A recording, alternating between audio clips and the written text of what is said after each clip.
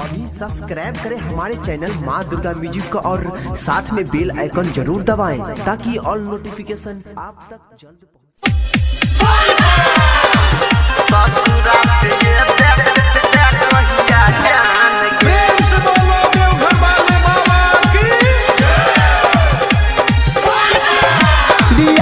के ससुरा चल गेला नहीं एको बेर फोन तू केला देवा घर जाय के पड़ै छियै पलान गे सुनना ससुरा से ये कहिया जान गे बियाह के ससुरा चल गेला नहीं एको बेर फोन तू केला बियाह के ससुरा चल गेला नहीं एको बेर फोन तू केला।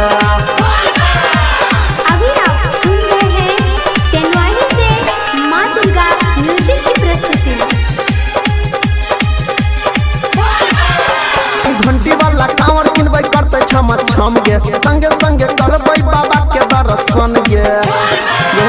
तोरे कहै छियौ घंटी वाला कांवर किनबै करते छम छम गे संगे संगे करबै भोला के दर्शन गे हमारा पर से हट गेलौ की ध्यान गे सुनना ससुरा से अइबे कहिया जान गे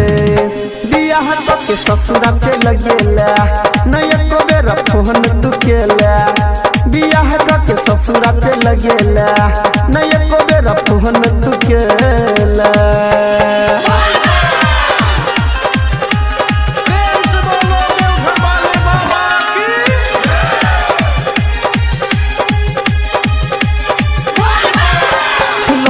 रुपया छोड़ी अपना भातार से भोला दुवरिया देबै वाला कार से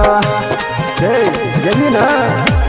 लोली रुपया छोड़ी अपना भातार से भोला दुवरिया देबै वाला कार से की न देब मेकअप के सामान गे सुनना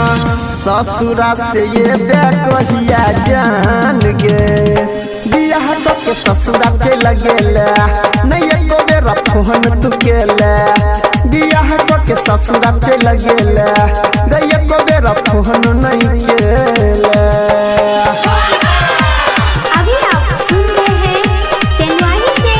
माँ दुर्गा म्यूजिक की प्रस्तुति।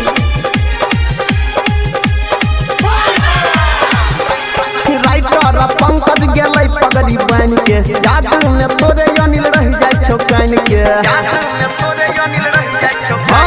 राइटर पंकज गेलै पगड़ी बन के याद में तोरे अनिल रह जाय छौ कान के जल चढ़ेबै होइते बिहान गे सुनना ससुरा से ये कहिया जान गे बियाह के ससुरा चल गेला नहीं एको बेर फोन तू केला बियाह के ससुरा चल गेला नहीं एको बेर फोन तू केला।